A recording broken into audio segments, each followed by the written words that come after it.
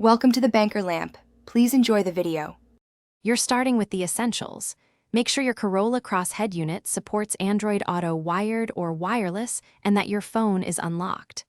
Plug a certified USB-C cable into the car's USB port if you're using wired mode. Once connected, grant the phone permissions when prompted. If using wireless, pair the phone via Bluetooth first and enable Wi-Fi on the phone.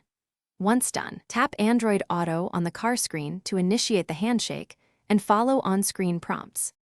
Now you authorize and configure. On your phone, accept all required Android Auto permissions, contacts, messages, notifications, and location, because the system needs them to call, map, and read messages.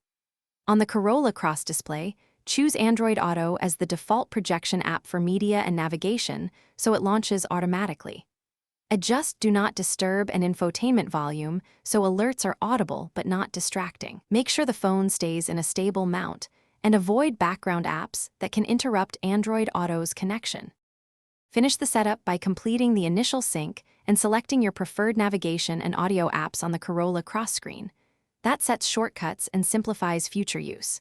If Android Auto doesn't connect, reboot both the phone and the car's infotainment system and swap the USB cable with a high-quality alternative.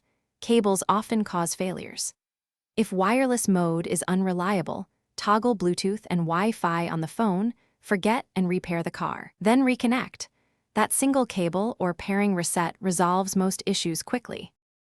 Thanks for watching. If this was helpful, leave a like and consider subscribing. See you next time.